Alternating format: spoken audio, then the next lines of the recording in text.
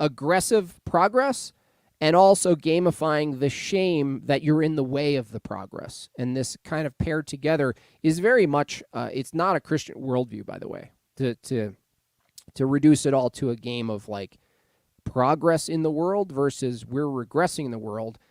And I don't know. Any thoughts on that? Drew? Is everyone frozen? Oh, I don't know if Neurojack's frozen or not. But yeah, I guess I'll go.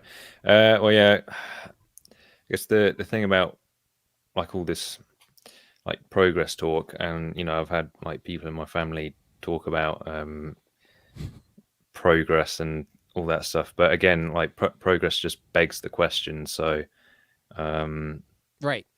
it's yeah, like I mean, I guess when people say progress, it's kind of like in a I guess they're looking at it in a more kind of like historical sense, like it was this certain kind of way in like, I don't know, the medieval period.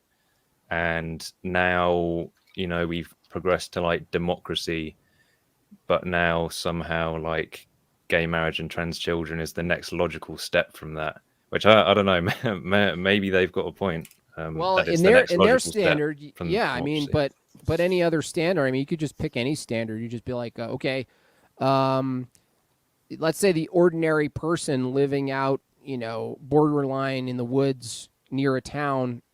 Their 7-year-old knew every single poisonous plant, right? Like now, our progress, our autonomous, automated knowledge source but we can download a list of that with photographs. Well, did you though? And do you know them? Right? That's the question. It's not could I, like, oh, I could just use Google to get to the place. The question is, if you didn't have that, what would you do? And this refers to any knowledge, like the knowledge of, how to do anything, right? It's to the progress people, to the futurists, to those people. We're at peak knowledge. Everybody has knowledge. It's free information. It's great. Yet nobody really knows anything, basically. But they have access to everything, but they don't know it. And in a funny way, they don't know it because they have access to it. And you wouldn't think those two are together, just on paper. That the ultimate access to all information would obviously it would result that more people know basic information. It's actually the opposite. It's because it's available that they don't think they need to know it, because if they did need to know it, they can just look it up.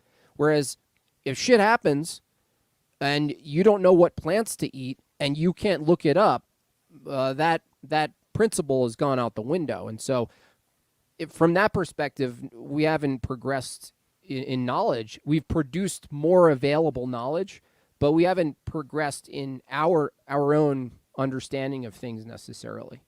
Maybe more specialized, though. We could probably make an argument that people in specialized fields, these individuals or these niche categories, have become so way more immersed in their particular specialized field.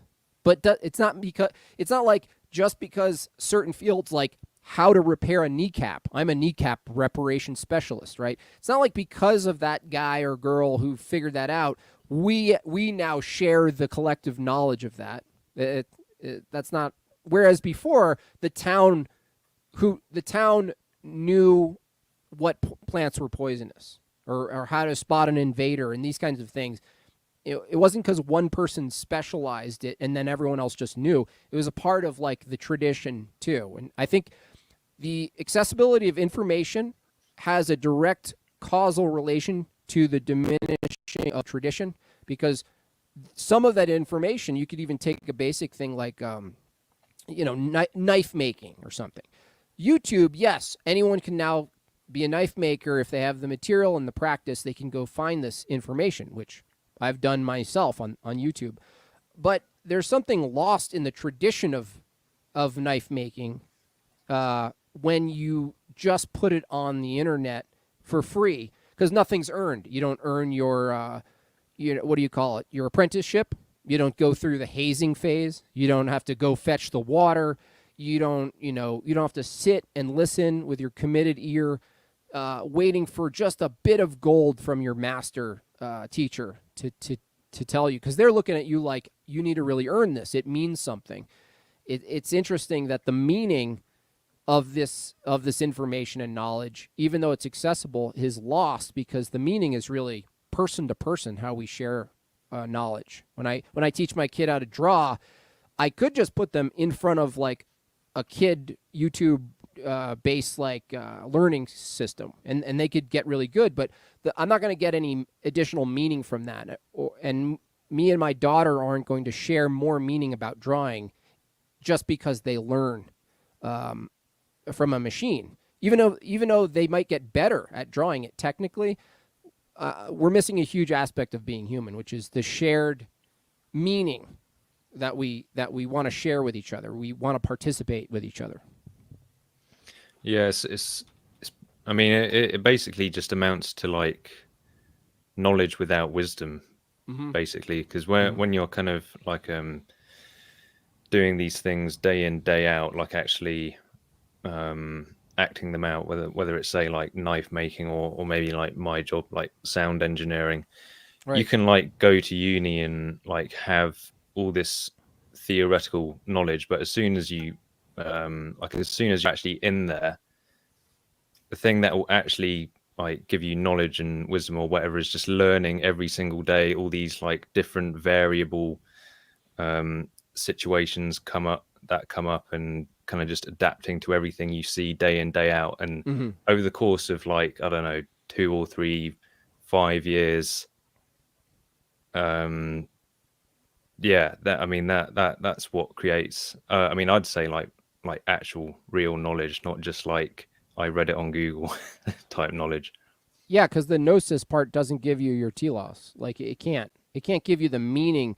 With the value of the knowledge can't just be its application, because it is not to say it isn't. The application of knowledge, like know how to do something, is valuable, but it doesn't tell you your oughts. It doesn't give you a whole framework for why even pursue knowledge, why even use it, why not use some knowledge. Like there's some knowledge we ought not use, right?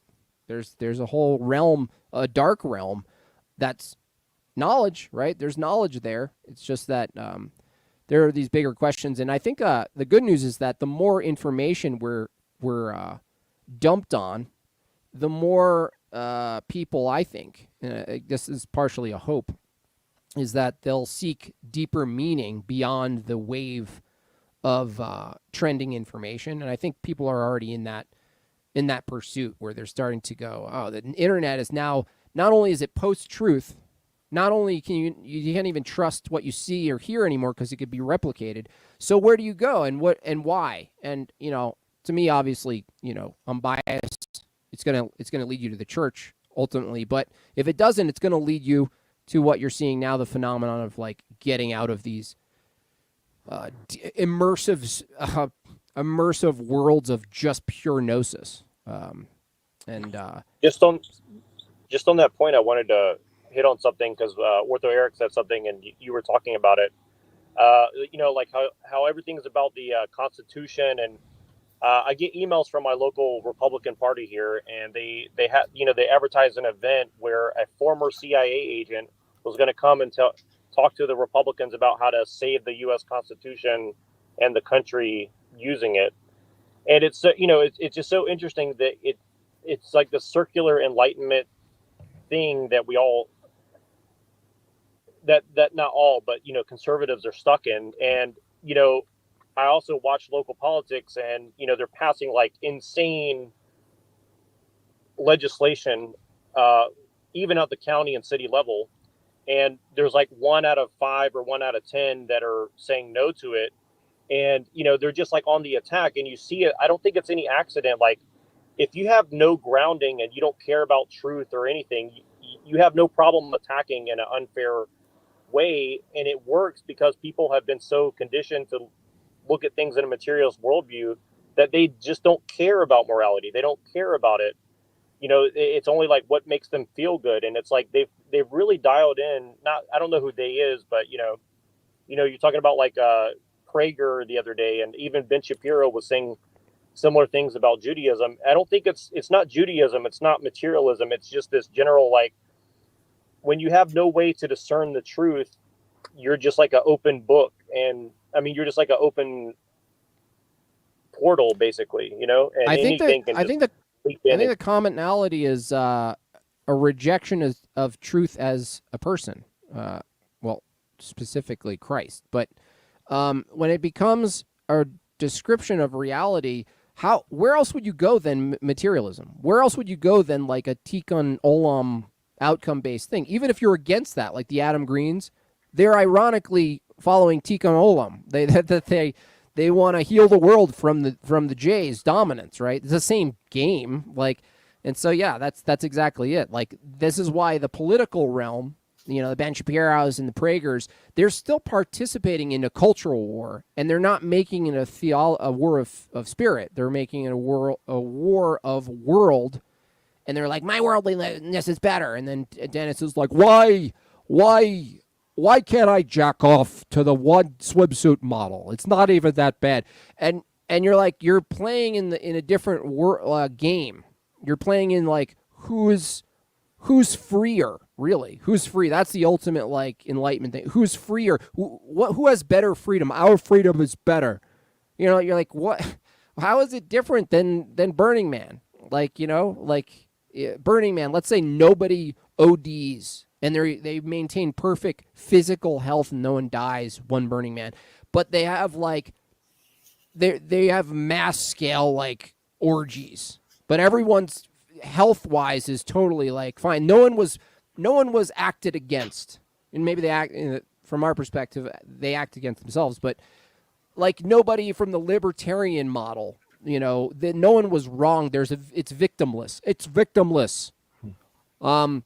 This view could be and has been adopted by the conservative TM right. It's just libertarianism. It's just classical liberalism with a different political economic spin. And then it's like, we got to frame it in the culture wars. It's like Alex is doing a great job with the info wars. It's like if we get people down to info and culture and that's it. And you're like, no, that's informed by something. And then they kind of they toy with it on these interviews. They get into some theology, the Pints with Aquinas thing, but it's still, it doesn't get to the core of it. I don't know if it ever will in that mainstream sense. But I mean, we did have Tucker Carlson, you know, getting out of there. Well, who knows the reasoning? But I thought it was interesting in one of the side interviews that he was like, you just call everyone a conspiracy theorist? You don't actually believe that, do you? Like, he was in that world where he had to, like, write off people. And who knows? Who knows if that was influence of, Rachel and maybe Jay and some other people, where one more person is like, oh, this, like, back and forth mainstream endless ping pong game of culture wars, and we never get to the truth of what's informing our culture, is a dead game. It's really a dead game. So you actually brought up the exact point I wanted to bring up. I said all that stuff to get to the point. Like, I think Alex Jones and Tucker Carlson, I don't, everyone wants to argue how real are they. I think they're real because I watched enough of them. But you see, as soon as Tucker and Alex really started getting closer to getting a solid theology and spitting that out, especially after they started talking to Jay Dyer, that's when the tables got turned on them very hard and they got basically infiltrated, in my opinion. And I think that's not an accident. I think, I think they're hitting a little bit too close to reality because, like, Tucker and Alex, for all their faults, I think they've been getting closer and closer to, like, being more and more precise with their words. And I think that's because they've gotten closer to Christ. And that's my opinion.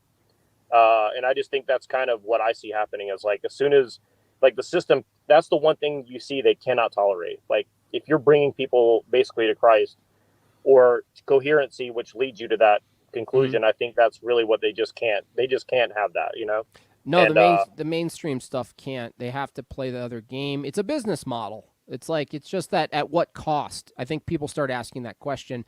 And again, for the most part, someone like Tucker, the cost wasn't enough yet. Like, maybe it became costly spiritually, maybe at some point where you're just like, oh man, I can't play this game anymore.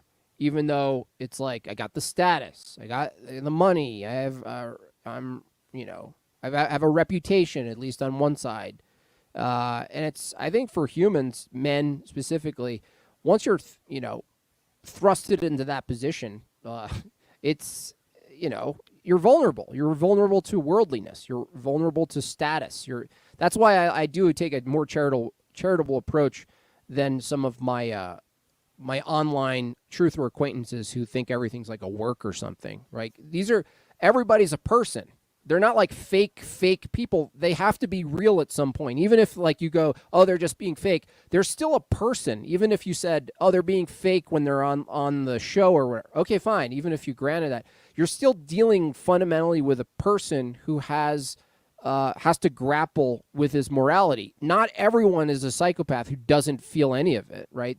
We have to grant that most people are grappling with something, and I think that's just the better, more charitable, and in my view, more Christ-like approach to some of these characters who, rightly so, you can place them as actor-y people or characters, but they are people. Actors are still people, even when they're not doing their thing. You can't totally dehumanize. Serpico, thank you for your patience. Oh, Yeah. no. I'll jump Thank off. you. Thanks for having me, guys. Bye-bye. Hey, no problem. See you, Neuro. Thank you for having me on. I finally can celebrate. I finally made it past purgatory there. WWE purgatory. Yeah. So to build on what Neurojack and you were just saying about the whole, it seems like when these people that have a large audience can reach a large audience, start preaching Christ, all of a sudden become public enemy. And this is not a quiz. I'm just kind of curious. Are you familiar with the David Snowdon's nun study? No. Okay. Yeah, that doesn't surprise me at all. And this is a study that's really arguably changed the way medicine is looked at. The whole preventive medicine, I believe, originated from this study. And what it is this guy from Minnesota. He did a study on the Notre Dame nuns. And he observed how their lifestyle, their carefree, stress-free, active lifestyle, including exercising the brain, led to a couple of things, including longevity, a longer life, but a longer, healthier life. Like they were dying without illnesses, without like cancer and so on. But also their brains were active. Didn't have Alzheimer's like the elderly usually do. And so that's what he attributed that to. But I also want to mention a study that I'm not familiar with, something that I just heard, and unfortunately I don't have the details to, but let me just mention it. And that's one that Thaddeus mentioned from Reason and Answers, is the study that talks about how the brain is actually changed because of all the internet stuff that we're doing, like what you're talking about earlier, how we don't really have to think about it because we know we have the information at the click of a button. So our brains are actually deteriorating. And that's another thing that the study from the David Snowden study from a few decades ago, from the mid-'80s, found was that the brain actually gets physical damage from the lack of use, brain lacerations. It gets actual cuts. And that's what contributes to that Alzheimer's. So there's at least two studies that are, that show that there's a physiological change taking place because of our lifestyles and our patterns and our dependency on technology and so on. That's interesting. Yeah. The fact that you're just automated, you have an automated system to tell you stuff. You don't have to think. There's no stress on your brain to think. There's no payoff. There's no risk. I mean, you take away the risk of not knowing something. I mean, think about that. Think about the risk before all of the technology, the risk of not knowing something. I use the example of like the poisonous plant, decent example. But I mean, this would apply to a lot of things. Like there was a risk built in to not knowing something. So you had an incentive that was in reality, like an in-based reality. There was a consequence that could happen. And you were also completely unaware of the things you didn't know constantly. We're still in that state. We don't know what we don't know, in other words. But we have this it's like a safety net of like tech, hardware, software, and information available, where it just removes, in this case, speaking from the the masculine point of view, is that it removes our calling into like being an active part of reality in a way, like, and I get the irony of me being on a live stream and all of us talking about this, but it's not something that's going to go away. It's something that it's like I think it is fundamentally one of the battles of our time that we actively, you don't like solve it. It's not like you don't take a Ted Kaczynski approach to this, by the way, for those of you listening. This is not a neo-Luddite position I'm taking.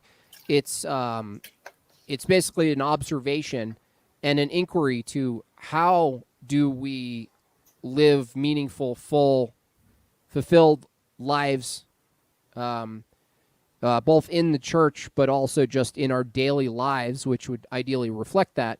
But just our ordinary, the logistics of our lives, like we're heading toward like outsourcing more things, and none of us want to be automatons. Like none of us want automated thinking, even if it increased our production. In the short term, we're starting to see that maybe that's not the best idea for our minds, bodies, and spirit. Can I get political on your show? Yeah. Yeah, no. Like, so there's something that I witnessed. I was actually on Gab for a while when I got kicked off of Facebook, so I went on Gab, and I think it was Laura Loomer that was advertising a government meeting that Florida was having about Facebook and they're censoring people. And so I went on and I watched it live. And what I'm going to say is something that I don't think you can find online. And it's super controversial about one of the politicians. Is it all right for me to talk about this? I don't want to get you stricken. Well, just don't say anything that'll get my channel flagged or banned. All right. So I mean, you could, All right. Let me just say this. Look into Florida state legislation. I think it's like SR. I can't remember the first code. It's 7030, I think it was. Well, let me just say this. All right. So I mean, you could just say like J, you refer to them as J's, or like hook nose. No, it's not like that. I just don't know. It's because nobody's heard of this. Like I'm nervous about talking about it. Like I feel like I'm like the only person who's witnessed this and knows about it. So is this you're just doing a folder? You're doing a folder drop, aren't you? I don't know if it's a folder drop or not. I don't know what to make of it. To me, it's like freaking insane. Like, so let me just say it, and then stop me if I'm totally getting out of line. Okay. Yeah. So what I saw was that they were it was a state legislation. They were talking about this bill. They wanted to protect the citizens of Florida from all the censorship, and they were going to fine Facebook for it. So it was that. Oh, okay. And so there was a lot of back and forth, and they finally went to the vote. And the vote, I think it passed by one person, a difference of one person. Okay, cool. So it passed. And right after that, one of the proponents for that legislation goes, "Oh, by the way, we have this bill that protects Facebook's algorithm." And the opponents were like, "Wait a minute, like, what's that?" And so he's like, "No, that's okay. It's just to protect them, just so there's no problem. Just trust me." And without floor discussion, without people even know what it is, they voted on it and passed it. So to me, that sets legal precedents to protect Facebook's algorithms, or potentially social media's algorithms. And the algorithms is a thing that certain societies that have a stronghold on technology, that's something that they resort to. They push as far as, we need to push the artificial intelligence. And that's the reason that they use to excuse all their behaviors. Well, I'm sorry, we have no control over the ominous artificial intelligence. It has a life of its own, so there's nothing we can do about it. Mm-hmm. Is that all a coincidence or what? Can you? Sorry. Well, there's other variables too. Like, for instance, from what I've seen in the last 5 years, maybe longer, is that Facebook is largely influenced, or at least I think a part of some sort of intelligence apparatus, that it's long since been a platform through which you can utilize as a tool, instead of like the machine from Batman that Morgan Freeman's looking at, the wall of like cameras and things, and he's looking at it and trying to make sense of it. This whole like transition from what was it that Snowden took down? the NSA. NSA. Yeah. And suddenly the NSA and how that was like illegitimate now, and now suddenly there's Twitter and Facebook and everything else that's funded by In-Q-Tel, and I think how these things are embedded, it would make sense that they're going to be seen and treated as assets, as technology, as weapons in a way for politics, and so they're basically like, I just not make it completely like conspiratorial and more like pragmatic. The way we're looking at it is like, if Facebook has any power at all as a resource, as an influencer, as a tool to tweak reality, to influence people, to influence sales and whatever, or the lack of sales, even you could do it, use it in a damaging way. You're going to just see it as an investment, and regardless of what political position you're on, you're going to see tools as potential assets. And I think looking at Facebook as a technology and a tool, even if like 80% of the people on there are totally made up people with made up histories and AI, I think let me just cut to the point. I think Facebook is a massive AI program that just produces people at this point. I don't even think it's relevant. I think this narrative that like Facebook did this and we got to really crack down on Facebook. We're assuming that there's this massive amount of people and taking it seriously on Facebook, as opposed to, well, we know it's already been infiltrated with like realistic bots. Like, why wouldn't Facebook or Twitter be basically the either corporate prototype for complete AI manipulation of human beings? Either it's corporate run or it's a partnership with governments or intelligence agencies to be like, let's use this thing. Like, could we? Because I think that's what Q was. I think that Q was the first Chat GPT to see if computing and inputs could actually manifest itself as real life political movements. Can you imagine instead of investing in marketing for like through movies and doing all the stuff the CIA has done, if you could create and manipulate political culture by simply having a bunch of people follow a cryptic, all-knowing source political god called Q that they don't know who it is. Like, there's this lore about it. There's the Robin Hood element to it, right? We're going to get justice. And what if it was the whole time just feeding people who were looking for this kind of like weird gamified participation, and they figured it out, and they're like, shit, if we can do Q at the small scale, can you imagine if we turned Facebook and all these other programs into just massive Qs, and the Q-tards are just us? Like, it's not like just the sewer people, like get Hillary. It's all people interacting with this guidance program, these social platforms that are just they're coded and embedded with people who know exactly fake people who know exactly which buttons to push for you, right? To keep you on, to keep you, anxious, to keep you mad, to keep you euphoric, whatever it be. I think that's more of the protection. Like it was Jeremy said, protection from what? I think that would be the protection. It's like, we need to protect Facebook and its algorithms because that's the future of manipulating people, is algorithms. So we got to protect we don't know who's going to gain full control over it, but we got to protect. It's like two armies are both valuing the Puckle gun when it was released. So, first machine gun, massive machine gun.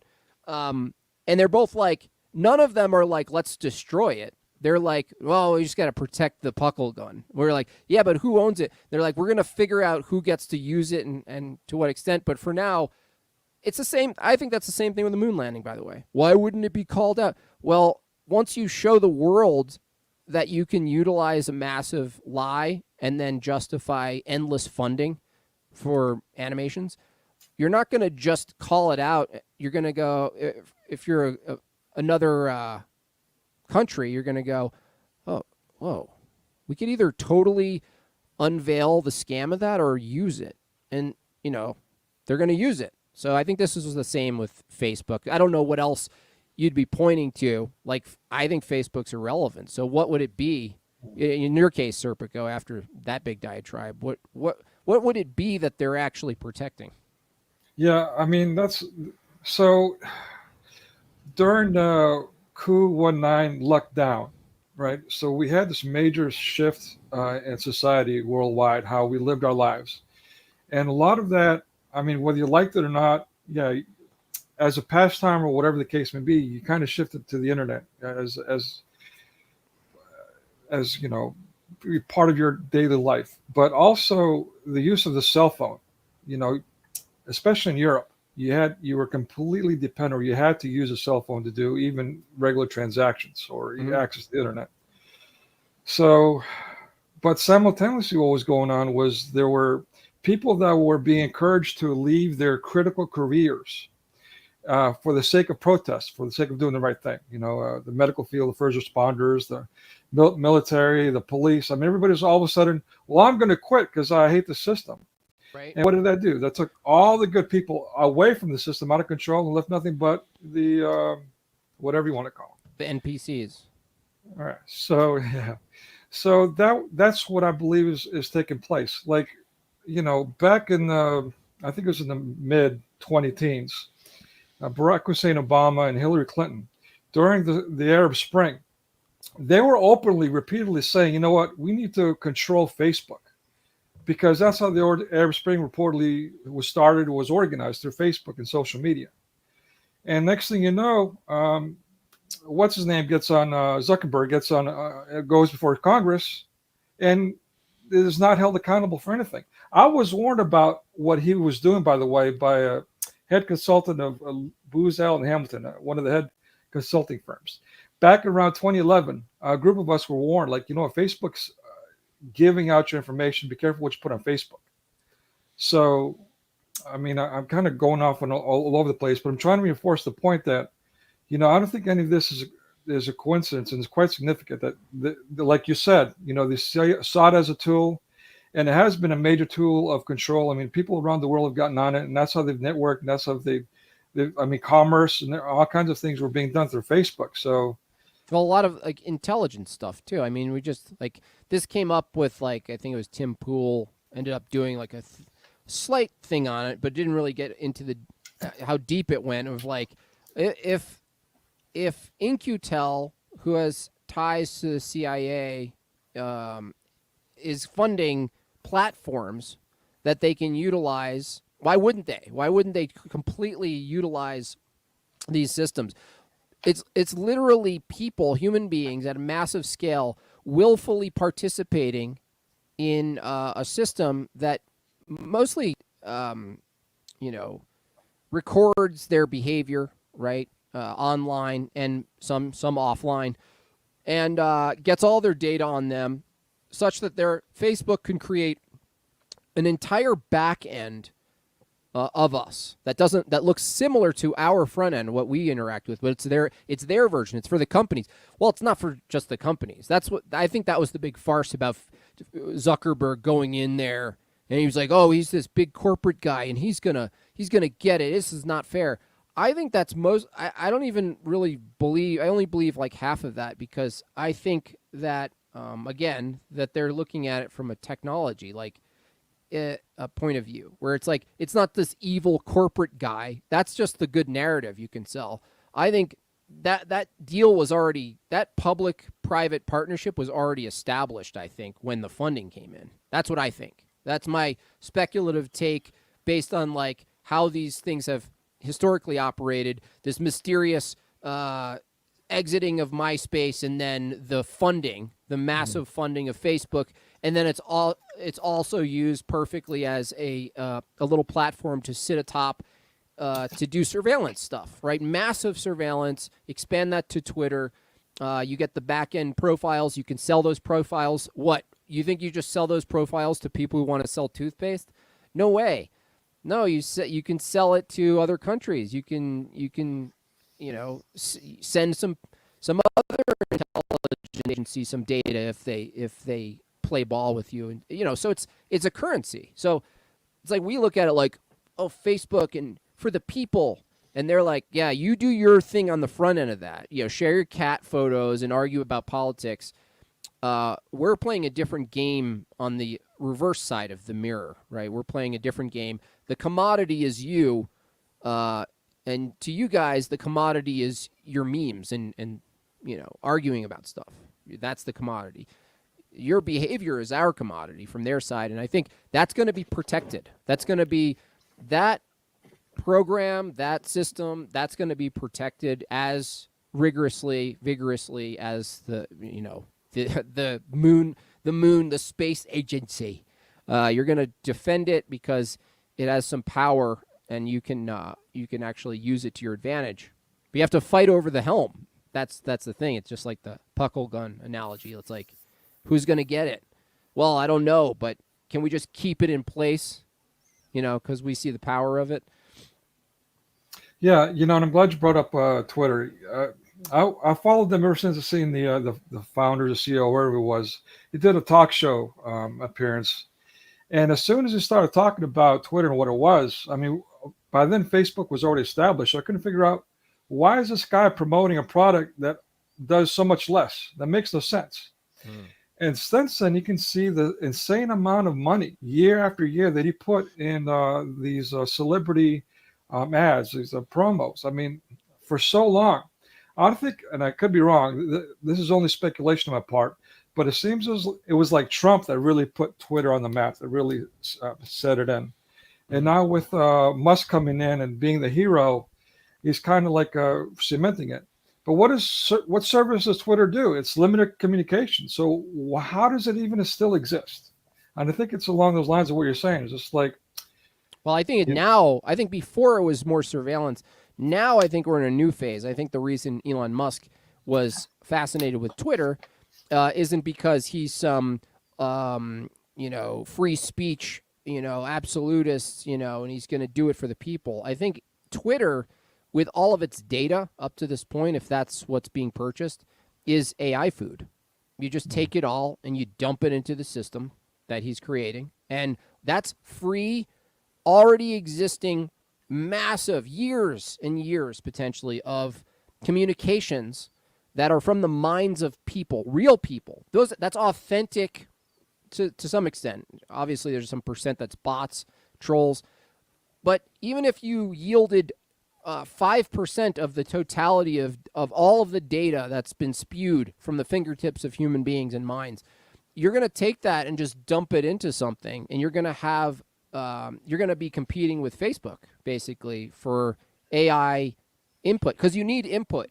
That's the whole game. Like, you need access to massive amounts of data in context. And so if that's the war, of course it would be looked at like, Elon Musk would never do a interview and be like, well, I'm going to be using it to make the ultimate AI bot. He's going to be like, free speech and do all the dumb, right-wing friendly stuff so that he's the hero for the right. And, it's been so much better since he took over. And it's like, I think he's just laughing and going, keep feeding it. Keep feeding my AI, please. Is that guy even a real human? Like, I seen him on Babylon Bee, and his eyes were moving. Yeah, I think he's real. Yeah. Mm-hmm. Right. What's up, House of Osborne? Yo, can you hear me? I can. What's going on? Hey, well, just enjoying this nice weather today, I guess. I guess I was just thinking it's easy to get into the complexities of everything going on, but it's kind of crazy how simple it is. It's just evil, and we use a lot of words, I think, to try and describe it. But it's sort of one of those things, you kind of know it when you see it, Like what specifically? So, like, for example, Elon Musk, like kind of how we were just talking about him, he's kind of a little weird, and he seems kind of like an android, right? But it's kind of easy to tell with someone like Elon or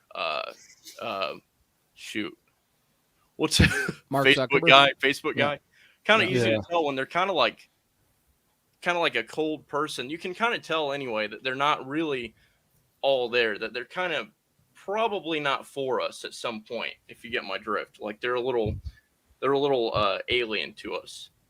It's hard to explain, I guess, but I think it's easy to kind of see, if you get my meaning there. I mean, I would put it differently. I would say that looking at guys like that who've been put in that position, some of them farmed into those positions, like Bill Gates from a child. Right, yeah. That they serve a purpose that's bigger than them, and it's part of their worldview that they have a sort of like an obligation because of their position that they're in to influence the world in a positive way. The problem is the word positive is it's arbitrary from their worldview, that they're not, it's not to know God. It's not to love. It's to fix something or to propel us into the next age of enlightenment or, space travel and all these kind of promises. So they're ultimately like, I think what you're pointing to, that sort of distance that you're seeing, like they're not all there, is I think that's just, you're seeing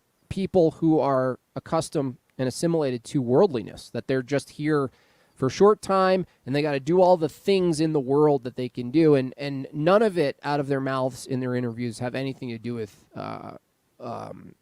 walking a Christ-like life, going to church. They kind of they go, Elon will be like, well, I like some of the things that come out of religion. It's just useful stuff. But they won't they won't make a moral claim. Even Mark Zuckerberg, if that wasn't an AI, said something recently. Oh, the Torah. He was like trying to be like sympathetic to religion, and I could appreciate that, but it's just, even in the lens through which they talk about it, it's strictly as a technology. Always, everything's a technology. Yeah, right. So the Bible, the Bible is actually can be used for a lot of data mining, and actually is a beautiful heuristic, even if it's mythical. And that's how they think. They think in terms of everything is some version of a screwdriver. That's it. Right, yeah. And so if that was the case, why wouldn't you see other human beings as merely cogs, technological, little nodes, technological little pieces of technology that do something in a larger gear system? You wouldn't. You would see them as that way. You just be like, right, yeah, yeah. So that's what I think that's what you're picking up on, because the way I understand what you're trying to say. It's just that I think it's a spiritual warfare, which I agree with. It's just that the way when you're seeing it, you don't want to just say someone's like taken by demons completely or stuff. You might get to that point with some people, but otherwise, you're kind of you're just seeing that one-sidedness of just physicality. You're like, people are just these robots doing stuff, and there's nothing bigger, more than chemicals and physicality, and that's just a dead, cold feeling. So, oh yeah. Hey, you want proof that Mark Zuckerberg isn't quite human? Let's see if this. You see that? Yeah, oh, that's him right there. Wow. Splitting image. Oh man. But yeah, it's the same. I think it's just the same spirit that wanted to build the Tower of Babel and all the other things we've been told about. Yeah. Same thing. Yeah, it goes back to even Eden. Like you're pursuing the knowledge, knowledge over obedience, knowledge, progress, all this stuff. And then it eventually leads to, the transhumanist thing. We could easily say broadly, right, that, they want to transcend. They want to create themselves and us as gods, like elevate, transcend the physical, transcend death, transcend consciousness, all of these terms that they love to write about in their sci-fi. And what's really happening is they'll never get rid of the human element, right? And from that point of view, it gives me some more peace of mind, because they're actually not just trying to become God. They're actually trying to become fully man, fully God. Yeah. That the inversion itself reflects God. It's not just vague God. It's not just, it's that it's half fully man, of man's creation, of man's will. Because anything that they deemed was godlike, that transcended man, would still be of man's creation, of man's will. So it would always have that part of it in it, right? And so, they're trying to replicate God-man. It's not just God. I used to just say, oh, they're trying to become God. No, they're trying to become God-man. Yeah. Right. Yeah, I think it was funny watching them. Oh, go ahead. I was going to say earlier, like with the whole kind of how we're kind of like putting our brain, but like now our brain is in Google because we've entrusted that with all our knowledge, and especially as like a young person, like I know, I've just over the years my attention span's just been getting worse and worse, and you end up needing to go back onto Google like multiple times just to look up the same thing. And is it attention or retention? Both. I think it's both, but the latter would make a lot of sense too, where you're just like, you read something. I noticed this when I try to read recently, is like I'll have to read the same sentence like 3 times. Now, keep in mind, I'm usually reading very heady stuff that's probably out of my league, but I experienced that. Yeah, your retention, you're like, what? I have to go back and do that again? Yeah, and so. At what point does that get so bad we effectively have to basically become like what you said, like we're trying to, well, they're trying to get to that point where we're becoming like some weird transhumanist god man because we've like messed up our attention and retention. We're forced to like be plugged into this thing the entire time, otherwise we're effectively like lobotomized. Well, yeah, it is kind of frightening, because if you take what I used as an example is just basic supply chain, let's say for food, where it used to be hunting, you have to have knowledge passed down, there's all this value involved, interpersonal value, and that's gone, and you just have a steak or a potato that's in a bag, and you didn't know how to skin it and kill it and doing all that stuff, and then you're dependent on that system. So what you're saying is like, that why wouldn't that kind of interaction that apply to thinking eventually? Not just hunting, right? We could all see that. Oh, you don't need to buy this thing or make this thing. You just buy it and it's Chinese and it's cheap. Why wouldn't that apply to thinking? I think it's already applying. I think what you just said is the trajectory, is that you keep outsourcing, and then these machines think for you, and then they predict what you might be thinking based on your repetitive days, and it does it effectively, such that you find value in it, because it's like, wow, it is kind of creepy that it predicted this my when I'm going to wake up based on some other bodily activity before I was knowledgeable of it. And I think it's cool that it started my coffee. Like, do I need it to live? No, but are you going to reject it if it's just offered to you? Like, most people won't. Like, I like to me personally, I like to make my own coffee. It's part of the morning ritual. But a lot of these people, especially in the smart city, that's kind of like the concept, isn't it? You become an unthinking consumer, and the actual thinking is done by the machine that's not actually human or made in the image of God. That then the machine provides its little consumers the things, right? And then, I mean, it's like a total flip, where technology used to aid our commands, like the shovel, the tractor. These are things that aid our goals, not even good goals sometimes. But what's happening now is we're transitioning into where the machine tells us our goals, and we trust it because it's all knowing, and it's a chat GPT. It knows its shit, bro. It knows more than you, Drew. Like, Drew, the chat GPT knows the better chord progression. So just stop, right? Just stop pretending you're going to come up with something better. And a lot of people are going to appeal to this. They're going to be amazed by how productive and quick these things make stuff in real time. And they'll go, you just fall in line. You know what I mean? Like, fall in line. You don't want to be a lag in the system. And that's, that part's very real. Because if you don't participate, you're going to be a lag.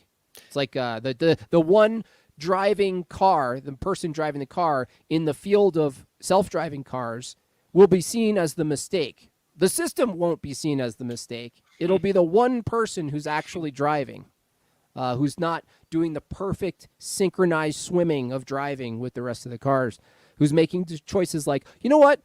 Screw it. I'm going to pull off the road really quick, even though it's kind of risky to get that donut, just spur the moment. The car is not going to do that, like these self-driving. So you get that human element that's going to be missing, and you'll be the lag in the system. That's just hypothetically speaking that these things come to fruition. I think the good news is they always come into fruition in broken ways, and they never fulfill on this glorious utopian promise, obviously. Well, Yeah, sorry, Seb, go. Go ahead. I don't want to cut you off. Well, no, I was basically just going to say, like, we're basically the next, so like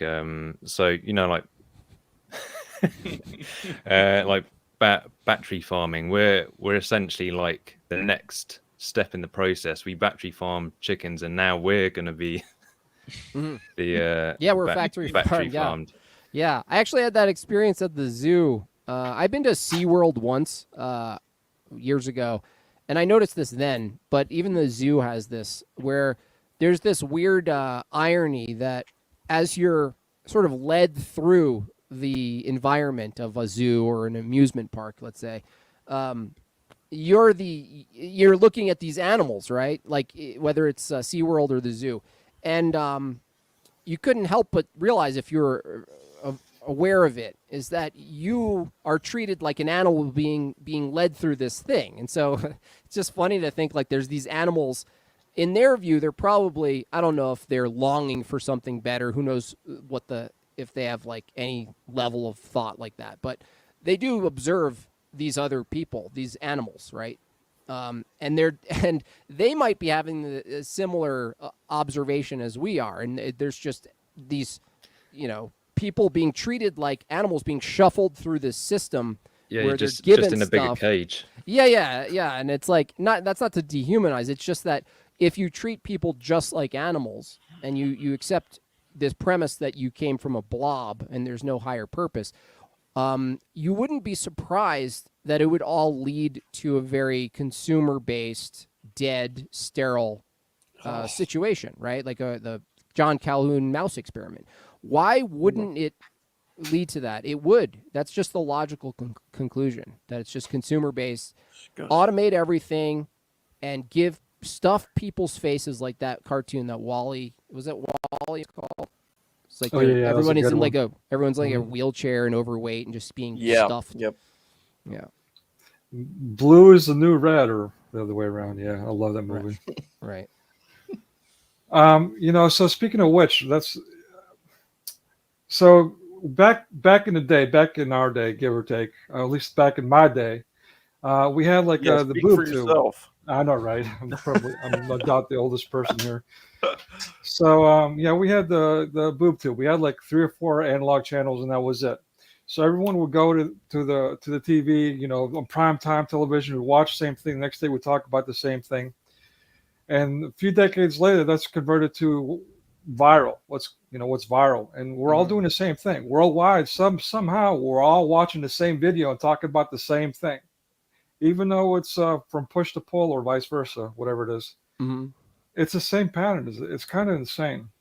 Yeah, it's a great. Think of like being fooled by the TV or the radio now, and we're like, wow. I mean, we could be fooled easily. There's so many ways to produce stuff, and so many people doing it, which is true. There's more being produced, but it's not like it didn't exist. Like when the TV or like the telephone or the radio and the TV, they were mostly, like you said, they're consolidated. The sources, everything's consolidated, and so it's not like you have a reference point. You look at that, they're landing on the moon. It's like, where's your reference point to something else that's similar, so that you even have a place to even question at that time? That would even be a question in your mind would even emerge to say, well, what do I need a reference point to compare this to. You wouldn't even do it. You just be like amazed. It's just coming through the TV, and it's like, what perfect timing to master the how to deceive people through this like weird screen. I still sometimes to this day I'll be watching a show that I even like. I do enjoy consuming entertainment here and there. It's just that there's never a time where I'm watching TV or a movie, and even if I'm enjoying it or even liking the general message, there's never a time where I don't pause and go, it's very bizarre. There's a square on my wall that's like a portal into a bunch of non-realities that kind of reflect some reality. And, it's just this square thing we just stare at. And even right now, we're staring at these flat things that are portals to something else. And it was like this inevitable thing. And it's like, how else would it have emerged is usually what I think of. Like, why? Maybe you guys can answer this. Maybe it's just a very pragmatic answer. Is like, why wasn't it like an oval shape? Like when I see out right now from my reality, I don't see exactly a square. Like, why is it just because a rectangle will? Because it started as a square, right? And then they expanded it to a rectangle, the shape. But it's interesting that they went with the shape. Is it just because it's like easy to produce? Is it all pragmatic? Like it's easier to produce a rectangle, and it includes the most amount of space for what you're making? I don't know. You might be onto something. Complete hunch, but I mean, there is that science of how we, even though we don't acknowledge it in our frontal lobe there. That's a good answer, Johnny Arcade. The peripherals, we're still taking in information from the peripherals, and it's going into our brain, and we can recollect it at a future date, even though we don't realize it's there. So maybe that's that, or maybe I'm just, I don't know, taking it too far. So I mean, if it was the film thing, because that would make sense, like technologically, like it's got to just mimic what's documenting it. What's the medium? So it's mimicking the medium. The output's mimicking the medium. But then you're like, well, if that doesn't exist anymore, is there any reason why to maintain the square other than we're just accustomed to it? I wonder. Because some of them are like, if a TV was big enough and it was like an oval shape, but not like a really sharp oval, like an M&M, elongated M&M a little bit, I wonder if people would just be like, reject it. It's just interesting. I think it's like partially what Johnny said and partially just production itself, like square things that are cut square. Square is just easy. That's why buildings, we got rid of like beautiful architecture that requires like some extra skill to make domes and arches, make everything square. Seems to be consistent with that. Just square everything. Oh, yeah. It also requires feelings and like human emotion and, Yeah, exactly. a little too much love, I think. Yeah, it could be. Let me add to the sentiment of the Tower of Babel thing, like YouTube. Like it's gone out of its way to censor, like especially the Christian apologists. They're doing all kinds of things reportedly. Like a lot of the subscribers are somehow disappearing by the hundreds, even thousands for some. My own efforts, I've spent months. I've even harassed you, Bob. Thank you for your patience with my like self promotions while I was trying to get on your stream there, by the way. But yeah, I mean, I spent like months trying to promote myself, and I thought like things were getting through. On my end, they were, but as it turns out, like a lot of things that I was saying were not getting through. Like when I hit refresh, all of a sudden they weren't there. So I mean, just all these little strategies and so on that YouTube has done and others to suppress a certain voice, and then while simultaneously promote others. I mean, what does that leave behind? What's going on? It's kind of like this whole thing of the COUPE1-9 LuckDown. Well, I'm going to quit my career to do the right thing. So what is that leaving behind? And who's that leaving control? And, and if we're all migrating to this one thing, what's that going to do to us collectively, psychologically, and so on? Yeah, I mean, the thing with YouTube, though, is like it's the most useful and maybe well-established system. And I think it's similar with the Bud Light thing. I think they demonstrate power, they demonstrate their philosophy and execute it. It's bias. It's like thinking that it shouldn't be bias itself is naive. They would be biased. It's a battle over worldviews, and so we shouldn't be surprised by anything YouTube does, given what it's downstream from as far as a philosophy. It's just that the question with the Bud Light, it's like, YouTube is basically the Bud Light of communication. That it's got the easiest, cheapest sort of well-established interface. Everybody consumes it, at least at some scale.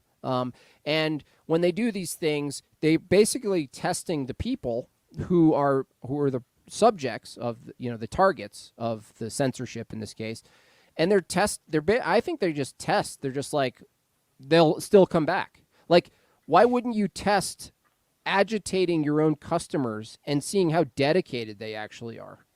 I mean, that in itself is data, right? You know what I mean? Like agitation, and they come back. Like the threshold at which you're absolutely done with something. Like, you would want to know the threshold if you were a company doing this, in that arena. You would want to know the threshold. Now Bud Light knows that the old boomers, even with the guns, who say a man is a man, woman's a woman. I don't know about that, Dylan. I just don't want to buy that one. But they're not going to stop me from buying my Bud Light, and that's my way of life. They would say that. They're not going to say, oh, some no-name, transformer on the can. That's it. That is it. No, they're just going to go. They're just going to do some. They're not going to take this activist role. And I think it's similar with YouTube, where you kind of yell and scream for a second. Oh, they're it sucks. They're banning me. They're silencing me. But we're also not surprised by it. So we're kind of we're asking ourselves, well, what do we do about it? Do we make new things and constantly use it to get people back over to the other platforms? Like Andrew and the Crucible, they just got shut down for 2 weeks. It's like, is it YouTube? Is it a clusters of these whiny communities who mass report things? Like, I don't think we fully know what all the variables are. Because I think agitation is a main thing. I have this theory that my phone is designed to write the wrong things while I'm typing to get me actually like annoyed, like to get us all perpetually annoyed, akin to being stuck in traffic, where it's like, no, not that, and then you're just perpetually agitated. And then what do you do when you're agitated? You fiddle more with your phone, and you go to other, you consume and do consume alcohol or whatever it be. I think the agitation thing is a real thing. It would be fun to do a stream on like whether there's actual data like studying the if agitation like has any relationship to consumerism. Reverse psychology kind of thing. Something where it's kind of Hegelian in a way, like, but the problem is just agitation itself. And the problem isn't the problem isn't produced by the product isn't the opposite of the necessarily in this case the opposite. The solution isn't the opposite or remedy of the problem. Its agitation is the sort of like the best precondition for consuming more things, right?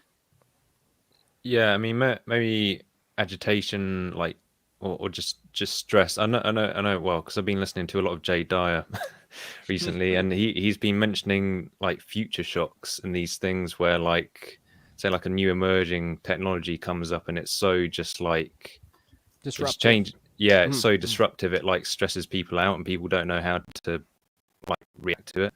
Yeah. And in terms of like consumerism. Pretty much, Morgan. Exactly.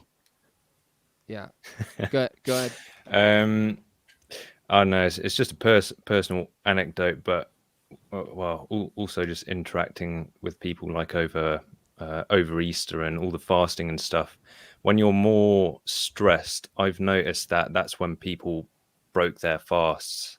Because like I was in like a group of like, we were all like just keeping in contact to see how people were getting on, and that was always the trigger. I got stressed at work and I ate a load of sugary food, or like watched Dennis Prager's favorite medium or something.